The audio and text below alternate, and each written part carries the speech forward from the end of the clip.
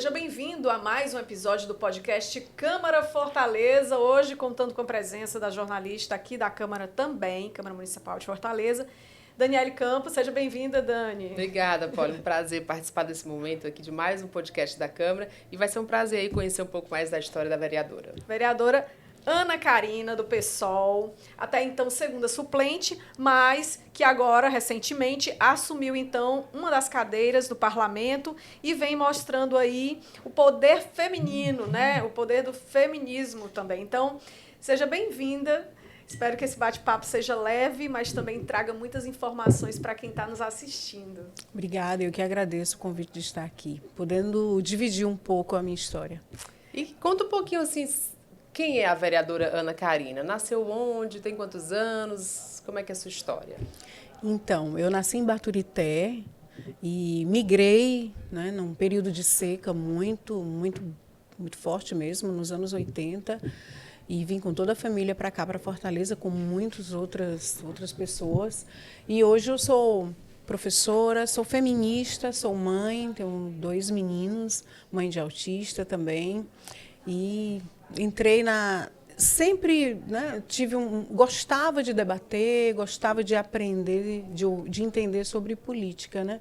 No ensino médio já comecei a me engajar um pouco no movimento Fora Collor, depois na universidade me engajei um pouco mais, até entrar de uma forma mais institucionalizada, que é me candidatar, isso foi em 2018.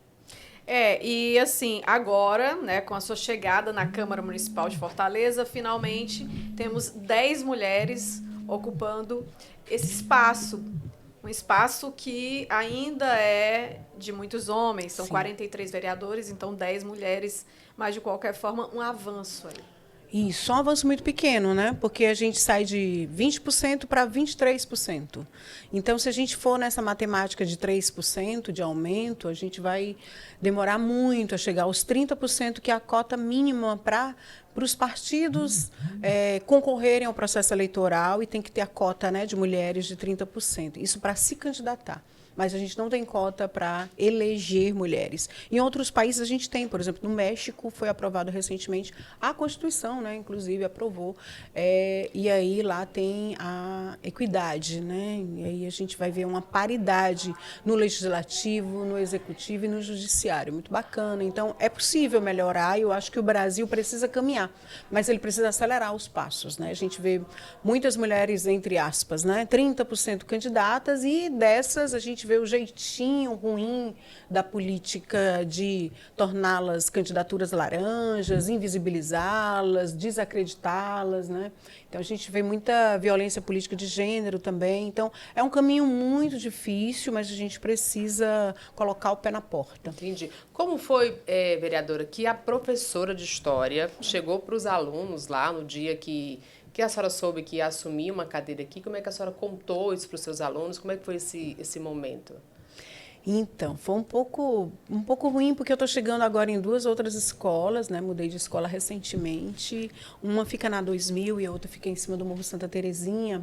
E eu gosto muito da sala de aula e tento construir uma ótima relação com os alunos, né? Então, no início dessa construção da relação, já ter que sair, então eu dei um pouco com tristeza, né? Mas eles gostaram. Eu sinto que eles gostaram, e o fato deles gostarem já me deixa bem mais tranquila. Eu vi uma postagem, Dani, nas redes sociais, e justamente era no dia que antecedia a ocupação do cargo de fato, né? E aí um texto acompanhando, quer dizer, foi um momento que, apesar da tristeza de deixar os alunos de forma tão breve, mas sabendo que viria para uma missão mesmo. Para ajudar a contar a história, né? Uma professora de História ajudando a fazer a história. Participando, fazendo a história. É esse o propósito, né? Inclusive, no próprio dia de posse, lá no plenário, né? Eles ficaram lá, a gente trouxe algumas alunas, que foi na semana do 8 de março, e a gente percebia que quem mais se emocionou com a posse foram as meninas, né? As alunas. É muito bacana. Muito bom. E quais são os valores passados, assim, Em sala, a gente sabe que a formação do professor vai muito além do conteúdo. Sim. É uma formação humana, diariamente. E se a gente for calcular o tempo que uma criança ou adolescente passa em sala de aula e comparar o que ele passa, às vezes, com a família, a mãe que trabalha o dia inteiro, então é um papel muito importante. Então, quais são os valores passados para esses jovens, assim, nesse período todo, né, de experiência? E não falo só para as mulheres, mas para a formação até dos homens, dos meninos, que também precisam defender o feminismo. Exato. Bom, primeiro dizer o que é esse feminismo que algumas pessoas utilizam de forma tão ruim, né? É um feminismo agregador que exatamente busca dialogar com as meninas e com os meninos também, né? Tem uma escritora maravilhosa, uma escritora negra chamada Bell Hooks. Ela vai dizer que o feminismo é para todo mundo, né? E que feminismo é esse que é para todo mundo? A gente faz muitas experiências, trocas de experiências de vida em sala de aula, né? E eu tenho vários casos, vários relatos de meninas que passam por violência dentro de casa desde muito cedo, né? E as relações acabam se estreitando por ser uma mulher feminista e a gente vai acolhendo esses casos, né? Então, casos de estupro, às vezes de pai biológico contra a própria filha, né? Então, quando se mantém uma relação de afetividade no processo educacional, que não é só repassar conteúdo, né? Mas é uma aproximação mesmo de empatia. Então, quando acontece esse processo de empatia, de afetividade, elas acabam relatando muitos casos de violência. E aí, como feminista, a gente tenta, obviamente, fazer um outro caminho, né? Um caminho de reconstrução dessas meninas. Na escola em que eu trabalhei mais de 10 anos, a gente conseguiu construir um núcleo de estudo de gênero, né? Chamado Stephanie Brito. Não sei se vocês vão lembrar, mas Stephanie Brito foi um caso bastante estarrecedor aqui em Fortaleza. Ela foi aluna da escola em que eu trabalho, ela abandonou o primeiro ano do ensino médio para viver o que ela achava que seria o grande amor da vida dela. Então, abandonou a escola, parou toda a vida e foi viver com ele. E essa vida dela com ele se tornou dias de muitas torturas, né? Ele passou a ser o seu algoz, torturador, e ela praticamente não podia ter redes sociais, não podia sair de casa sem autorização dele, nem o celular ela podia usar. Ligava para a mãe, ligava do celular dele, ou então ligava com ele do lado. Então, um caso de relação abusiva extrema, mas que as meninas muito jovens, como elas não são fortalecidas por uma educação antimachista, né, que a gente pode dizer uma educação feminista, como elas não são fortalecidas, rapidamente ela entra nesse tipo de relação abusiva, né? E acha aí, que é comum, acha que é normal, que faz parte, isso, né? Aí, no dia 1º de janeiro de 2018, saiu na TV um caso de um rapaz que espancou a namorada e passeou com o corpo dela de moto no Mondubim e jogou o corpo dela lá na Lagoa do Mondubim. É Stephanie Brito, né, que foi aluna lá da escola em que eu trabalhava. E esse caso mexeu muito comigo. Foi no dia 1º, um dia que era para a gente estar comemorando, né, o início do ano de 2018. E esse caso mexeu muito comigo, porque eu vi que foi com a Stephanie, mas poderia ter sido com qualquer uma aluna que passou no banco escolar ali na minha frente. Então, eu tenho que fazer alguma coisa, né? Eu não posso deixar as alunas passarem e seguir a própria sorte, porque a própria sorte para as meninas e para as mulheres, ultimamente, não tem sido nada boa. Já foi o tempo que se dizia que não se mete a colher nas confusões. Hoje em dia a gente tem que entrar com tudo mesmo, Sim, né? Então tem que ter uma postura, tem que ter uma definição, não dá para ficar muito neutro em cima do muro, você precisa disso. E principalmente, aí eu via também 53% da população sendo mulheres no país, então o que se explica, né, de poucas mulheres ocuparem espaços públicos, muitas vezes porque as próprias mulheres estão votando em homens. E o que leva elas a votarem em homens? Então, possivelmente, a questão de achar que eles vão cumprir um papel protetor maior. Precisa dessa desconstrução todos os dias, né, vereadora?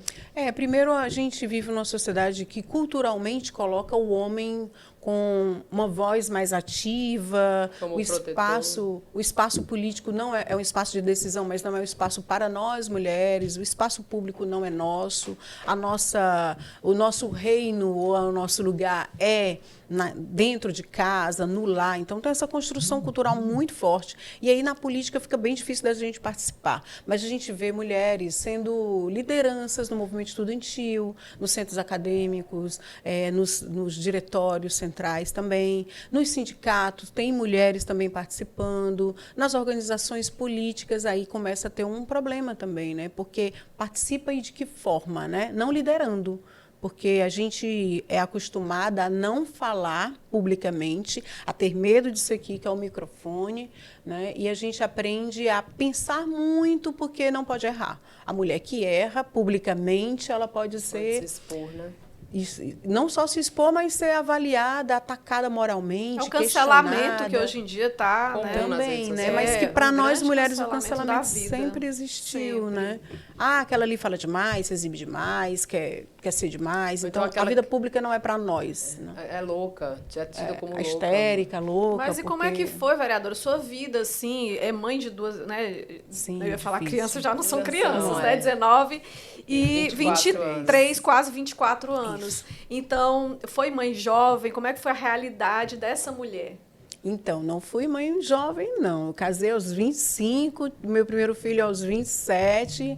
Eu sei que a gente tem um grande número de gravidez na adolescência, né? A realidade muito cruel, que inclusive coloca essas meninas fora da sala de aula, né? Mas acho que a Paula falou E do jovem pela mercado sua de trabalho. aparência, porque você parece ser muito jovem. Mas eu já estou com 50. E aí a gente vai tentando equilibrar, como todas nós mulheres, né? A vida dentro de casa, o cuidado com o filho, né? O trabalho fora de casa. É muito difícil, né? Chegar até aqui, a gente tem que acordar mais cedo, fazer o café da manhã, arrumar a pia, né? E já pensando no almoço, a carne está lá descongelando, para quando eu chegar rapidinho já... Vereadora, fazer. a senhora tem 2 meninos, né? Isso. Como é que uma mãe feminista cria 2 meninos para o mundo? Qual é a diferença? Tem algum... Tem, muito difícil. Fórmula. Porque a gente tenta criar de uma forma e o mundo puxa para outra totalmente diferente. É um conflito. Eu sinto pena deles, né? Porque é uma situação bastante conflitante, ideologicamente falando, né? A mãe tenta, obviamente, feminista, tenta passar uma ideologia agregadora, né, do cuidado com as meninas ou com os meninos também, enquanto que a sociedade ensina que ele tem que ser violento, que ele tem que ser, enfim, nada cordial ou companheiro com as meninas. Eu sinto pena deles, na verdade, mas a gente tenta não construir esse menino do machismo, que a gente chama de machismo tóxico, né? A gente nunca levou os meninos para brincar com arma de brinquedo, brincar de briga. A gente nunca fez isso, né? O máximo que a gente fez em família, a gente tinha o domingo do jogo, né? A gente jogava junto, ou então brincava de cobra-cega, esconde-esconde, esse tipo de coisa que pudesse envolver a coletividade, né? Pai, mãe e os meninos também. Mas é muito difícil criar nessa sociedade meninos que não sejam agressivos, violentos. Eles sofrem muito porque eles não têm o perfil do que se espera de um homem e de um menino, né? De um jovem. E o pai participativo? Bastante, né? Senão não faz seria grande casado com a diferença. feminista, né? 25 anos, um pouquinho mais de 25 anos de casamento. Ah, vocês então seguem tem que juntos ser, e até unidos. hoje, Bacana. tem que ser parceiro. E Tem aí que a ser. senhora estava contando que um dos seus filhos é autista e ele foi diagnosticado de forma tardia. Como é que o autismo entrou na família de vocês? Olha, de uma forma... Foi avassalador, mas também foi... É como se eu encontrasse uma luz no fim do túnel. É resposta para algumas questões que eu não entendia, que eu não compreendia. Então, às vezes, ele é autista que a gente chama de nível 1, né? É um autismo leve, mas tem traços que atrapalham muito a socialização, a afetividade. Então, ele não gosta, né, do abraço, né, dessa coisa do toque. Ele tem essa sensibilidade. E eu achava que isso era algo errado comigo. A gente sempre se sentindo culpada, culpa, né? né? Como se fosse uma antipatia, uma falta de Isso, educação. alguma coisa que ele não gosta em mim, não gosta do meu abraço. Então, quando veio o diagnóstico do autismo, e eu passei a ler, a entender, né? E o isolamento dele também, eu passei a entender que, para mim, o isolamento era algo ruim, para ele não, ele faz parte do autismo dele, né? Na verdade, o julgamento da sociedade sobre o comportamento dele é que é ruim, que a gente chama de capacitismo, né? Então, ele vai sofrer muito preconceito por não se socializar, por ser extremamente na dele, sério, não gostar muito do toque. A gente vive uma outra cultura, né? Uma cultura do abraço, que a gente gosta disso. E ele, autista, ele tem essas características do não toque, do isolamento, né, da não socialização, e ele acaba se prejudicando muito com isso. Porque a gente tem a mania do oi, tudo bem, sem querer saber nem se está tudo bem. E já no autismo eles têm uma sinceridade, né, tão grande que ele não vai querer fazer questão se ele realmente não tiver. Ele vai dizer que não está tudo interesse. bem, né? É verdade. E outra coisa que a gente costuma dizer, né, quem tem filho atípico, é leve para quem? Esse nível 1 é leve. Leve para quem? Porque para a família nunca é leve. São dias, né, difíceis, dias de muito questionamento sobre o que fazer, sobre qual o melhor caminho. E a gente até conversava um pouquinho antes, falando sobre inserir essas pessoas que têm essa dificuldade de socialização no mercado de trabalho, por exemplo. É a fase que ele passa agora, né? Isso, é uma fase muito delicada, né? Ele passou num curso na Universidade Estadual do Ceará, um curso de física. Olha. Ele gostava muito de física, inclusive ele ficava na escola até mais tarde, ajudando os colegas a resolver questões e tal. Então, ele era esse apoio na física. Já na parte mais da escrita, ele tinha muita dificuldade. Então, ele é péssimo na redação. Então, ele não passou no Enem, né? Assim, não teve uma boa nota, mas passou na UES para o curso de física. Ele foi, pegava o ônibus sozinho, foi assaltado, pegou o ônibus errado, mas continuou, eu só assim do lado assistindo. Imagina o coração da mãe apertado. Muito apertado. Nossa, no dia que ele pegou o ônibus errado, eu já queria sair correndo no meio da rua atrás dele, mas enfim, foi assim com muita angústia para mim, mas ele permanecendo, isso de certa forma era necessário para ele passar. Mas ele desistiu do curso de física quando ele foi obrigado a apresentar trabalho publicamente. E aí ele, né, se chocou, né, de ter que se chocou com o que ele é, e aí ele não quero mais, não quero isso. Aí ele saiu. E abandonou o curso. Hoje ele faz um curso EAD, né, à distância, ele se sente mais à vontade. Ele começou esse curso na pandemia, né, todo mundo ficou EAD. E aí ele gostou desse perfil EAD e ficou. E aí, em relação a esse seminário, não podia ter uma adaptação, outra proposta, uma adaptação da universidade? Poderia, inclusive a universidade, a UES, ela tem um espaço que discute isso, né, as pessoas com deficiência. Mas ele já tinha um diagnóstico quando foi para lá? Tinha, foi exatamente no ano que ele entrou lá que a gente descobriu o autismo dele. Foi exatamente nesses enfrentamentos, mas aí eu tentei convencê-lo, procurando exatamente o que ele tem por direito como aluno universitário. A universidade propicia isso, mas tem que ir atrás.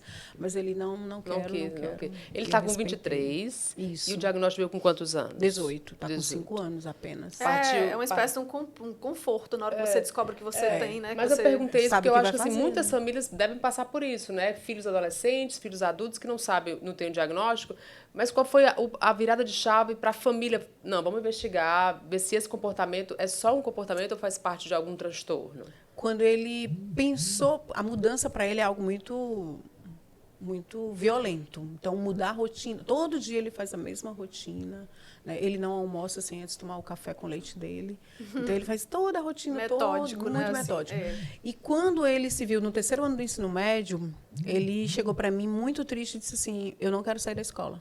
Aí eu, mas filho, faz parte, né? Todos os seus colegas vão sair da escola também. Você vai ficar na escola fazendo o quê, né? Aí fui conversando com ele e ele, não quero sair.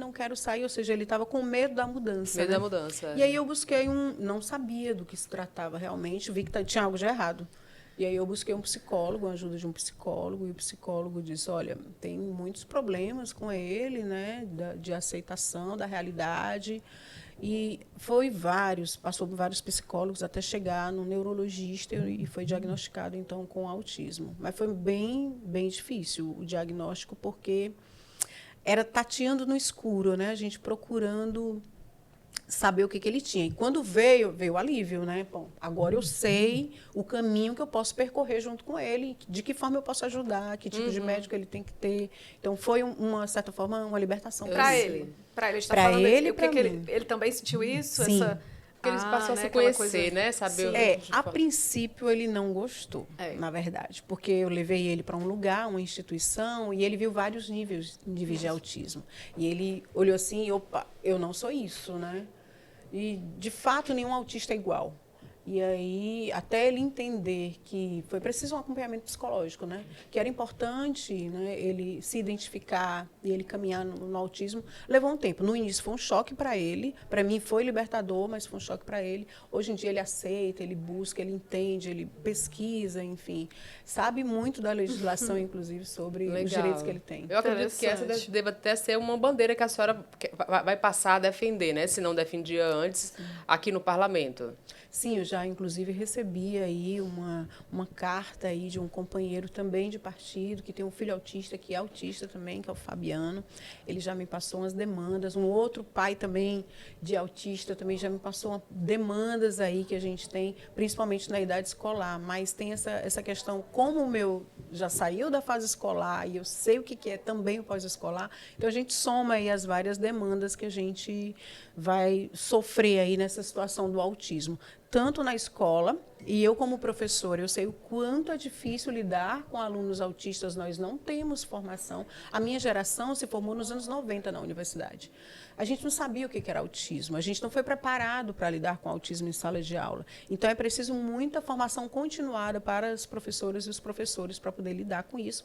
E chega de lotar, de superlotar a sala de aulas. E estrutura, porque tem que receber, tem que receber. Isso. Tem que estar preparado, tem que estar preparado. Agora tem que ter também estrutura, tem que ter um ajudante, tem que ter um ambiente preparado, porque dependendo do nível ele pode acontecer alguma coisa com ele ali dentro, né? Bem complicado. Vai ser excluído. Exatamente. Se não tiver isso, né? E voltando um pouquinho, essa origem, né, de Baturité. Sim. Como é que foi essa infância lá, esse período? Foi pé no chão, correria? Como é que era a criação? Tem irmãos? Tenho 2 irmãos, eu sou a mais velha, então eu era responsável. Minha mãe também, professora, trabalhava manhã e tarde, e eu, a mais velha, cuidava dos meus irmãos, né? Então ficava com eles em casa.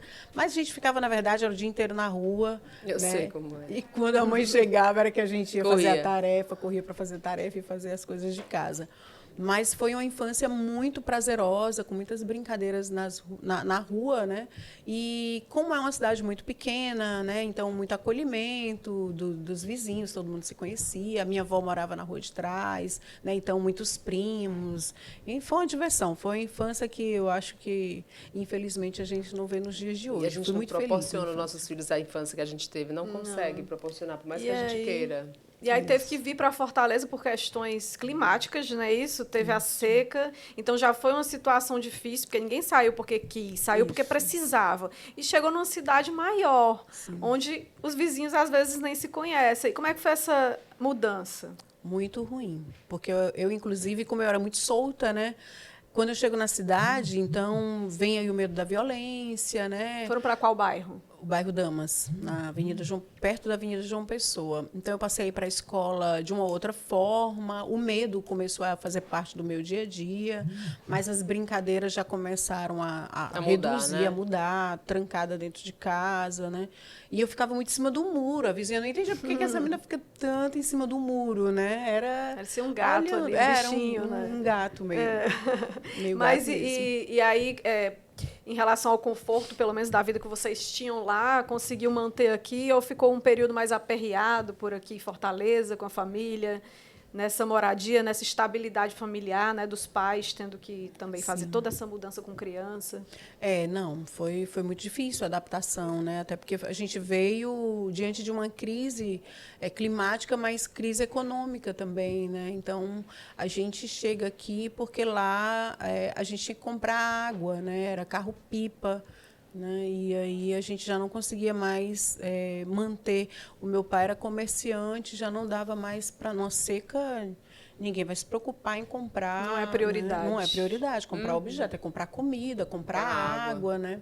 E aí a gente passou grandes problemas financeiros durante muitos anos para poder se estabelecer. Demorou muito mesmo. Ainda tem alguém da família lá em Baturité? Tem algumas primas, né? Mas meus avós não mais, já faleceram. Entendi. E como é a Ana Carina no lazer, fora da Câmara, fora da sala de aula? O que é que gosta de fazer? Olha, teve uma época, um pouquinho antes da pandemia, eu mudei um pouco, né? Eu morei muitos anos no Benfica, né? Então, Boemia. saía da calçada, eu já estava... Cultural, boemia pronto. pura. Eu já estava num pré-carnaval, ou num carnaval, ou, enfim, qualquer festividade. Então, um bar muito... E às vezes eu ia para a escola, para o trabalho, a pé. Então, vivi muito as ruas do Benfica, né? E muito cultural isso, muitos bares. Mas também gosto muito de praia, né? Então, ia muito para a Praia dos Crush. Levei uma vez a turma da escola como despedida do ano, os Aula de alunos. campo. Foi uma aula de praia, né? Um campo aí bem... E foi muito divertido. Então, eu gosto muito de rua. Ainda sou de rua desde pequena. Legal. Estilo musical, nesses momentos aí da boemia. Bem variado. Depende muito do estado de espírito. Então, vai do rock bem pesado, do thrash metal. Um metal Eita. bem pesado, até uma música bem calma, bem lenta. Depende muito do momento, Um né? de com quem reggaezinho está. também, adoro. Então, é muito diversificado. E o marido faz o quê? Como é essa parceria aí com o A marido? gente se conheceu na universidade, né? A universidade é uma fase de muita escolha na vida. A gente se conheceu na universidade e ele entrou na iniciativa privada, né? Eu entrei também na iniciativa privada, mas como professora eu busquei caminhar para o serviço público porque estabilidade, né, de direitos. Eu era professora temporária. Ele trabalha com informática, né? Ele é da TI. E aí ele continuou porque o salário muito essa melhor comparado a uma professora temporária ou então na época professora de escola particular, né? Então ganhava bem melhor e aí ele acabou caminhando na iniciativa privada, né? Mesmo ele podendo lecionar, mas ele caminhou para isso. Mas hoje vocês moram em que área da cidade? Permaneceu por ali? Ai, eu saí do Benfica, infelizmente. Saiu, no mas o ano Benfica não passado. saiu de você. Porque a casa não era própria, a gente tem o sonho da casa sim. própria, né? E aí buscando um lugar para morar. Hoje eu moro em frente ao Morro Santa Terezinha, ali na Via Expressa, pertinho do Mucuripe. Mucuripe, né? Coisa boa. Então, aí a gente falou também, antes de começar a gravar, sobre o futebol para as mulheres. Sim. Esse esporte, ele também já fez ou faz parte da sua vida? Bom, primeiro eu sou ferroviário, então o melhor time. E é interessante que os meninos não podem ir com camisa de time, né? Mas eles vão. E aí acaba colocando a farda por cima depois, quando é chamada a atenção, enfim. E o ferroviário é uma alegria, né? Não traz... Tem problema, não traz ferrinho. inimizade com ninguém, né? Tá de boa Passa com por todo mundo. Circula muito bem, obrigado. E aí eu enquanto mulher, eu encontrei algumas resistências, né, em relação ao futebol por parte das minhas alunas, né? E aí as mães em especial colocando a tarefa do cuidado da casa, as meninas que gostam do futebol ficava depois da aula treinando na quadra e uma das mães uma vez proibiu uma das minhas alunas e aí eu tive que dizer, não, vamos mostrar para a mãe que menina e que mulher também joga, também gosta de futebol e a gente acabou montando um time só de meninas, de mulheres e a gente jogava às vezes na Praça da Gentilândia, jogava em alguma escola porque boa parte do time era de professoras, né? E aí a gente ia nas escolas também jogar e acabou que na pandemia a gente cada uma para um lado, Teve que infelizmente. dar um tempo. Qual era o nome do time? Era futebol feminista. Olha só, a bandeira sempre levantada, não pode ser Sempre. esquecida. Porque é pela vida das mulheres. Com né? certeza. E esses olhos claros? Herdou de alguém da família? Parte pai. Foi. Minha mãe é mais raiz, é mais indígena. Meu pai Fez uma mistura foi, ali. Foi. Uma miscigenação mesmo. E os irmãos também? Ou não? Foi A só... minha irmã, sim. Meu irmão, não. Meu irmão tem a pele escura, é uma diferente. mistura, é uma típica família brasileira. É. Toda Aí eu fico misturada, pensando né? aqui, porque a gente sempre fala que mulher sofre preconceito, né? E aí uma mulher com os olhos claros, eu não sei, devia ser lourinha, acaba também sofrendo um julgamento estereotipado ali total, né? Já passou por isso? Eu Sentiu lembro, isso? na escola, eu queria ser líder de sala. Líder de sala. E aí me disseram que não, eu tinha perfil de... como é que chama? Patricinha. A rainha da sala. Eu não queria ser rainha de sala. Não quero. E aí Ai, me gente. elegeram rainha da sala. Aí disseram que eu tinha que desfilar e eu não quero. Sabe o que foi que eu fiz? Mudei de turno. Não vou ser rainha coisíssima nenhuma. Eu quero ser líder de sala. Então, desde o início, esse estereótipo da estética, do padrão de beleza, eu busquei fugir, né? É claro, óbvio, que como a gente vive em um país muito racista, as mulheres brancas, né, de olho, que o perfil europeu acaba tendo determinados privilégios, como, por exemplo, no mercado de trabalho, né? Mas esse estereótipo eu adquiri, não foi uma escolha, né? Adquiri ao nascer, mas não é o que eu... Prioriza, Não né? é o que eu priorizo. E aqui no parlamento, a senhora chegou, ainda não tem nem um mês, já conseguiu se adaptar a tudo aqui na casa? É bem difícil mesmo a adaptação aqui. Eu pensei que ia estar discutindo creche, eu pensei que ia estar discutindo escola, eu pensei que ia estar discutindo muitas coisas que eu quero discutir, saúde, né? E não é bem assim. Mas a gente vai ver aí, eu pretendo mesmo que tem essa dificuldade, trazer, obviamente, essas pautas, porque a cidade precisa, as mulheres precisam, nós somos mais da metade da população, como foi dito aqui, né, 53%, e a gente está em todos os lugares, né? Então, a gente está na fila do posto de saúde, quando o filho adoece, quem falta é a mãe, claro, porque tem um salário menor do que o do marido, geralmente. Quando tem marido, os meus alunos sempre dizem, quando tem marido, né, professor? Quando tem pai, boa parte dessa juventude não tem pai. Então, o abandono paterno é uma realidade muito grande e as mães, as avós, é quem carrega essa tarefa. A gente está nas reuniões escolares, que a gente chama de reuniões de pais, mas não é reuniões de mães, né?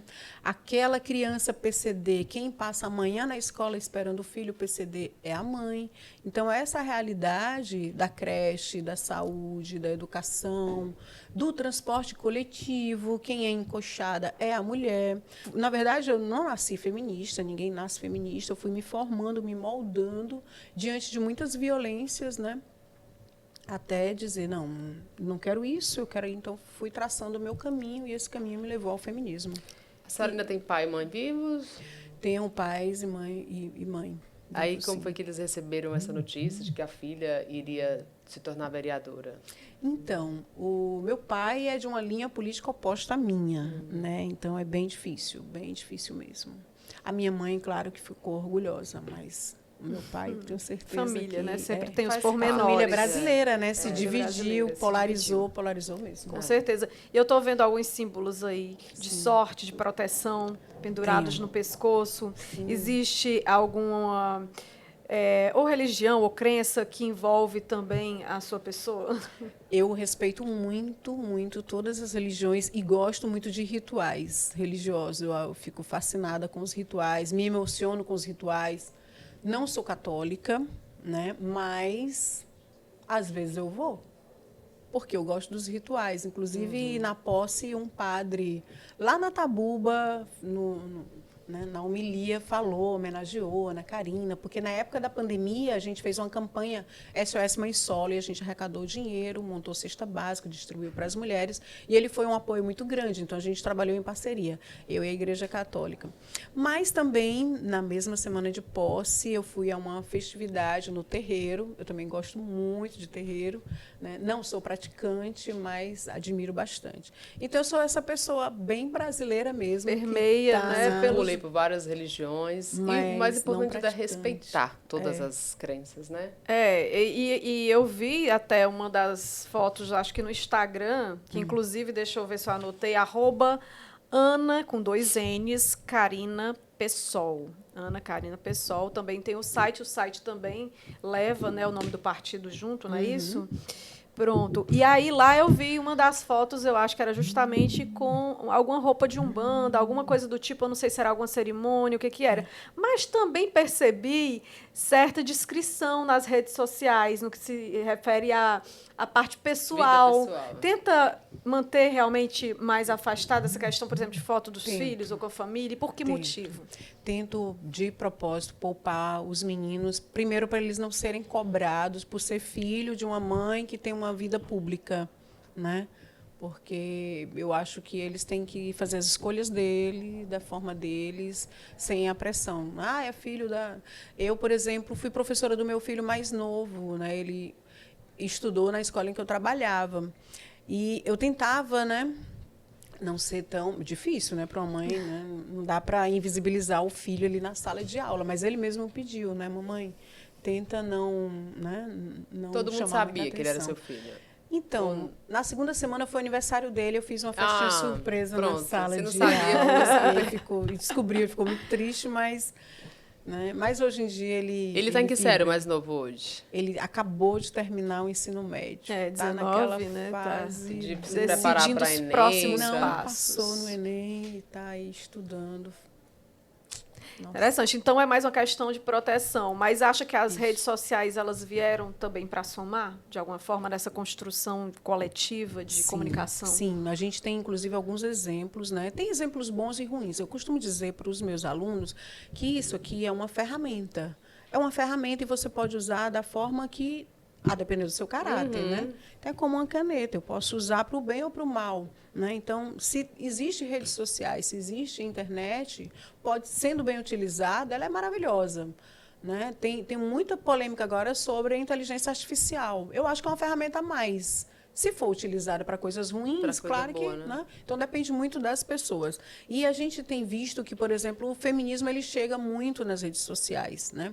Porque não tem outro espaço para chegar. Então a gente vê movimentos internacionais da luta das mulheres que chegam aqui no Brasil, campanhas como o Meu Primeiro Assédio, Meu Amigo Secreto, que vai denunciar, né? Dar voz a essas Dar mulheres. voz a essas mulheres que não tiveram. A gente teve aqui em Fortaleza, em todo o estado do Ceará, um movimento chamado Exposit, que foi a exposição de assédios sexuais que acontecem nas escolas. Então, assim, a rede social, ela tem os elementos bons, mas tem os elementos ruins também, né? Então, depende muito da forma de como você utiliza. Então, se é para dar voz àquelas mulheres que durante muito tempo passavam por assédio e ficava ali escondidinho, elas eram julgadas, nós, mulheres, somos as culpadas, e se tem um espaço para mostrar que não é assim, construir uma narrativa, que seja bem-vindo aí essa construção, esse espaço para nós mulheres. Maravilha. Inclusive, aproveitando que a gente está terminando aqui nosso bate-papo, você pode assistir pelo YouTube da Câmara Municipal de Fortaleza. É só você colocar simples ali no Google CMFO YouTube, aí vai aparecer, você entra, tem uma área podcasts. Então, todos os vereadores que passam e passaram por aqui, eles vão estar lá, tá certo? A nossa conversa, bate-papo, e também pelo Spotify, olha só. Então, de repente, você vai dirigindo, escuta um bate-papo como esse, né? Se interessa, entra, conhece mais sobre o trabalho do vereador. E, quem sabe, sugere aí pelas redes sociais, porque, geralmente, se eles não conseguirem acessar, eles vão ter uma equipe que vão levar essa demanda, tá certo? Daniele Campos, muito obrigada pela parceria. Também vereadora. Demais, Ana Karina, obrigada por ter topado vir aqui, tá certo? Eu que agradeço E bastante. sempre aberta aqui as portas. Muito obrigada. Adorei conhecê-la, viu? Vereadora, professora. Ana Karina já ganhou mais uma seguidora aí no Instagram, desde ontem. É isso aí, professora, como a gente diz, mãe feminista, né, ativista, enfim. Obrigada a você também que nos acompanhou e fica o convite para uma próxima edição. Tchau, tchau.